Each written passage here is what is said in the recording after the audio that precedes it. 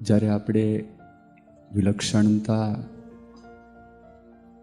ઉપર વાત કરવાની છે, હવે પ્રમુખ સ્વામી મહારાજનો પ્રેમ અને આ લોકનો પ્રેમ, દુનિયાવી પ્રેમ, એમાં તો આસમાન જમીનનો ફરક છે. જે દુનિયાવી પ્રેમ છે, સ્નેહ છે,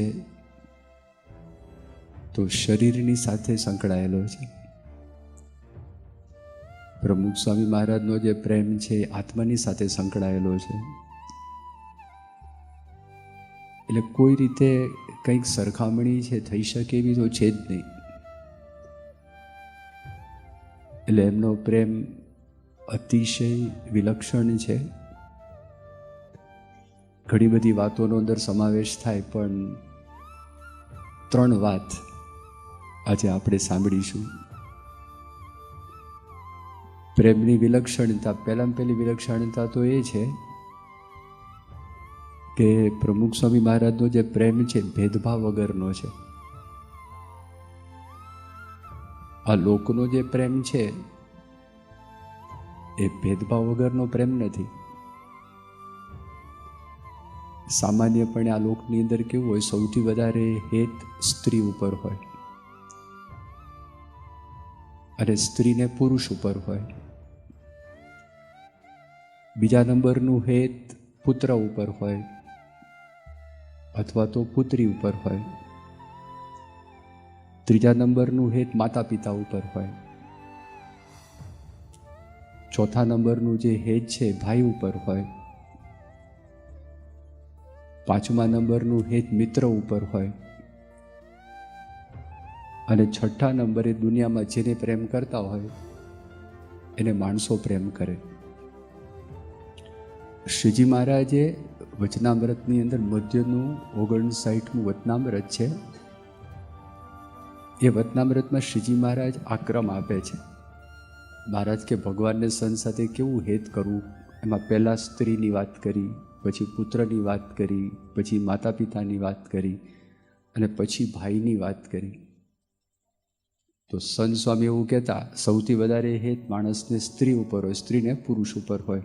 એટલે ભેદ પડી ગયો. હપસી હોય ને એને હપસી ઉપર વધારે પ્રેમ હોય, ધોળા ઉપર વધારે પ્રેમ ના હોય. એ હપસીનો પક્ષ રાખશે. રંગભેદની નીતિની અંદર તમે જોવા માટે જાઓ, અમેરિકા કહીએ કે સાઉથ આફ્રિકા કહીએ, તો ત્યાં આગળ બધા હપસીઓ છે એ હપસીઓનો જ પક્ષ રાખશે. ધોળાઓ છે ધોળાનો પક્ષ રાખશે. તમને બધાને તમારા ઘરના સભ્યો ઉપર જેવું હેત છે એવું હેત પડોશી ઉપર ના થાય. એટલે આ લોકની અંદર સહજ છે. જ્ઞાતિ હોય, બ્રાહ્મણને બ્રાહ્મણનો પક્ષ હોય, દરબારને દરબારનો પક્ષ હોય, વૈશ્યને વૈશ્યનો પક્ષ હોય, શૂદ્રને શૂદ્રનો પક્ષ હોય, એના જૂથ થાય, સંગઠનો થાય. પણ ભગવાનનો પ્રેમ છે, સંતનો પ્રેમ છે, વિલક્ષણ પ્રેમ છે, જુદો પ્રેમ છે, ભેદભાવ વગરનો પ્રેમ છે. બહુ નાના નાના માણસોને પણ એ પ્રેમ આપી શકે. પ્રમુખ સ્વામી મહારાજ મોટા મોટા માણસોને મળવાનું થાય, અમેરિકાના રાષ્ટ્રપતિ હોય, આપણા રાષ્ટ્રપતિ હોય, અથવા તો પ્રાઇમ મિનિસ્ટર હોય, આપણા ઇંગ્લેન્ડના અલગ અલગ સ્થાનના મોટા મોટા રાજાઓ હોય, ઉદ્યોગપતિઓ હોય, પણ પ્રમુખ સ્વામી મહારાજ નાના માણસોને ભૂલતા નથી, નાના માણસોને પણ પ્રેમ આપે છે. એના થોડાક પ્રસંગો પહેલાં આપણે સાંભળીએ કે જેના આધારે આપણને ખબર પડે કે નાના માણસોને પણ પ્રમુખ સ્વામી મહારાજ પ્રેમ આપી શકતા હતા અને કરી શકતા હતા. સારંગપુરમાં હીરો ભરવાડ હતો. હવે હીરો ભરવાડ શાસ્ત્રી મહારાજના વખતથી ત્યાં આગળ સેવા કરે. હર્ષદ રાણા, નાયરોબીના શ્રીમંત કરોડોપતિ વ્યક્તિ, હરિભક્ત, અન્નકૂટની ગોંડલની સેવા વર્ષોથી એમની જ બધી સેવા હોય. અને એ વ્યક્તિ સારંગપુર આવેલા, પ્રમુખ સ્વામી મહારાજ ઓળખાણ કરાવે ને, 2 માણસ હોય સરખા સ્ટેટસના હોય ને ઓળખાણ તમે કરાવો. પ્રમુખ સ્વામી મહારાજ હીરા ભરવાડને એકચ્યુઅલી આમ પણ જોવા જોઈએ લૌકિક દ્રષ્ટિએ તો હીરા ભરવાડને એવું કહું છું, હર્ષદ રાણા આટલી બધી સેવા કરે છે, આ આમ કરે છે. પ્રમુખ સ્વામી એ રિવર્સ હર્ષદ રાણાની હીરા ભરવાડનો મહિમા કે હર્ષદ રાણાની હીરા ભરવાડનો કે આ હીરો ભરવાડ છે, શાસ્ત્રી મહારાજના વખતથી સેવા કરે છે, મમત્વવાળો છે, આ છે તે છે. રિવર્સ એકદમ. મહારાજે વાત કરીને આ હરિભક્તો મોટા અને આ હરિભક્ત નાના, અમને એવું જણાતું નથી. મધ્યનું 13મું વતનામૃત એમાં શ્રીજી મહારાજ આ પોતે વાત કરે છે. હીરો ભરવાડ ધામમાં ગયો, આખું કારજ પ્રમુખ સ્વામી મહારાજે માથે લીધું.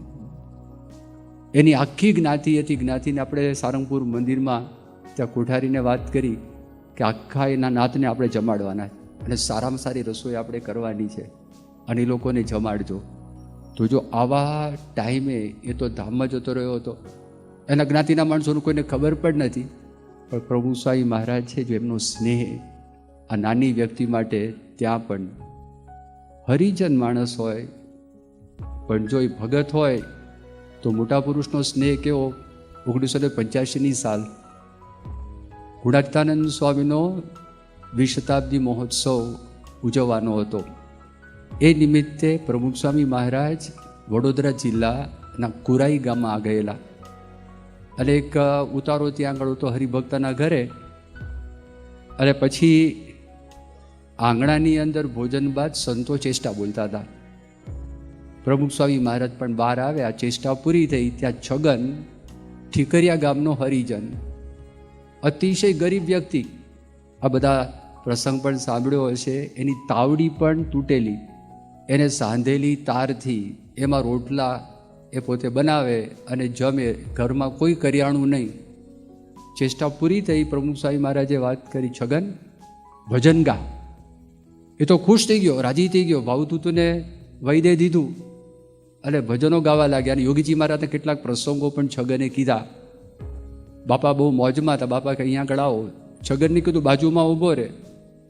અને સાથે એક સંત હતા. સંતને વાત કરી કે આ ફોટો પાડો. અને સાથે સાધુ વલ્લભ સ્વામી હતા, અત્યારે તો એ ધામમાં જતા રહ્યા છે. એમણે પોતે આંખે દેખેલો અહેવાલ એમને વર્ણન કર્યું કે મોટા રાજવી હોય અને એની પાસે ઊભા રહીને કોઈ ફોટા પડાવતા હોય તે પ્રમુખ સ્વામી મહારાજ ત્યાં ઊભા હતા.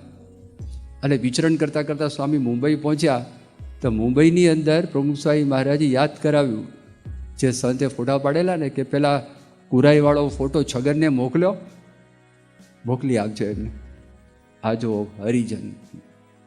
આપણા દેશની વાત કરી, પરદેશની અંદર બધા હબસીઓ, સામાન્ય વ્યક્તિ. નાથન કહારા કેન્યા દેશમાં નાઇરોબીની અંદર જે મેયર હતા, એ મેયરના ડ્રાઈવર પ્રમુખ સ્વામી મહારાજ નાથન કહારાને મળ્યા, સ્વામીને સ્મૃતિ ભેટ આપી અને પ્રમુખ સ્વામી મહારાજ ઉતારે પધારવાના હતા અને વચ્ચે ગવર્મેન્ટ હાઉસમાં પણ જવાના હતા. એ મેયરે પોતાની ગાડી મોકલી, એનો ડ્રાઈવર હતો. પ્રમુખ સ્વામી મહારાજે તો ગોઠડી શરૂ કરી દુભાષિયા દ્વારા. સ્વામીને એની ભાષા આવડે નહીં અને પેલા કેવા લાગે. એની જિંદગીની અંદર કોઈ વીઆઈપી વ્યક્તિએ એના વિશે પૂછ્યું નહોતું. મેયરની ગાડીમાં બેઠા હોય, અદબ રાખવાની હોય, એને રસ્તા પર ધ્યાન રાખવાનું હોય. પ્રમુખ સ્વામી મહારાજે પૂછ્યું નામ શું, કુટુંબના સભ્યોની વાત કરી, શું કરે છે, કેમ કરે છે, એવી ગોઠડી માંડી. તો પેલો એવો રાજી થઈ ગયો. પ્રમુખ સ્વામી મહારાજને વાત કરી કે સ્વામી તમારે સમય છે? પ્રેમથી પૂછ્યું. બાપા જોવા લાગ્યા. એનો પ્રેમ હતો કે તમારી પાસે સમય હોય તો આ ગાડીમાં આખું નાઇરોબી શહેર તમને બતાવું. આખું નાઇરોબી શહેર હું તમને બતાવી દઉં. એકદમ ખુશ થઈ ગયો, રાજી થઈ ગયો, પ્રસન્ન થઈ ગયો. જો આવો જોહેનિસબર્ગ સાઉથ આફ્રિકામાં આપણું મંદિર તૈયાર થયું. નરેન્દ્રભાઈ ભટ્ટ ગોંડલની અંદર પ્રમુખ સ્વામી મહારાજ હતા, તે દર્શન માટે આવેલા. એમણે વાત કરી સ્વામી મંદિરની સાફસૂફી માટે આપણે કેટલાક જે અપસીભાઈ છે કાળિયા એને રાખેલા છે, પણ કેટલાક હરિભક્તોને ગમતું નથી. સ્વામી એકદમ બોલી ઉઠ્યા. સ્વામી કે વળી પાછો ત્યાં રંગભેદ ક્યાં લાવ્યા? આપણા દેશમાં આદિવાસીઓ ઠાકોરજીની સેવા કરે છે. દારૂ પીતો ના હોય, માંસાહાર કરતો ના હોય, એ નિર્વ્યસની હોય તો વાંધો શું છે? સ્વામી કે આપણે તો બધાને સંસ્કાર પાડવા છે, કાળો હોય કે ધોળો એ બધાને લેવા છે અને બધાને આપણે સુખી કરવા છે. અને સ્વામી કે આત્મા કાળો પણ નથી, ધોળો પણ નથી. આ બાપાએ તે વખતે નરેન્દ્રભાઈને વાત કરી અને નરેન્દ્રભાઈ ભટ્ટ બહુ રાજી થયા. મોમ્બાસાની અંદર કેન્યા દેશ એટલે મોમ્બાસા દરિયાના કિનારા ઉપર એક શહેર આવેલું છે. અને ત્યાં આગળ એક હરિભક્ત જેસી પટેલ કરીને એને મનમાં ઈચ્છા થઈ કે મારો નોકર છે કાળિયો, એને મારે વર્તમાન ધરાવવા, બાપાના હાથે કંઠી પહેરાવી. બાપાને વાત કરી, એમની ગાડીમાં જ બાપા નીકળતા હતા. તો સ્વામી કીધું સારું. તો એનું ઘર આવ્યું ને, તો એમને વાત કરી, સ્વામી આપ ગાડીમાં બેસજો, મારા નોકરને હું બોલાવી લાવું, એ રસ્તા ઉપર આવશે, આપ એને કંઠી પહેરાવજો. પણ જેવી ગાડી ઊભી રહી, બાપે બારણું ખોલી નાખ્યું. બારણું ખોલીને ઉતરી ગયા. ઉતરીને પેલાના ઘરમાં દાખલ થઈ ગયા. જેસી કે બાપા ક્યાં જાઓ? બાપા કે એમના ઘરની અંદર. ઓલો બિચારો એક ટૂંકી ચડ્ડી પહેરીને સાફ સૂફી કરતો હતો. સાવ ટૂંકી, આપણા અહીં સુધી ઢીજણ સુધી આવે એવા પણ શોર્ટ્સ નહીં, ટૂંકી ચડ્ડી પહેરીને. એ તો એવો બાપાને જોઈને ભાગ્યો. બાપા કે એલા એ ક્યાં જાય છે? તારા માટે આવ્યો છું. પેલો કપડાં પહેરવા માટે જતો હતો, એ ઘાંગો થઈ ગયો હતો એકદમ.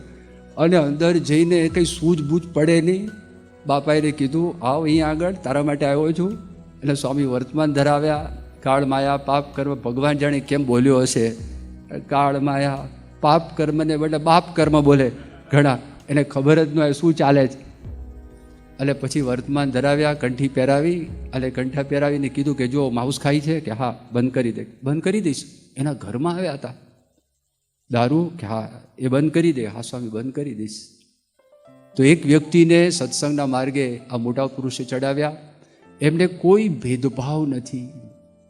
ભગવાન આ કામ કરી શકે, આ ગુણાતીત સંત કામ કરી શકે. કોઈ પણ વ્યક્તિ એની પાસે આવે, આ વિલક્ષણતા, પહેલી વિલક્ષણતા, કોઈ ભેદભાવ નહીં.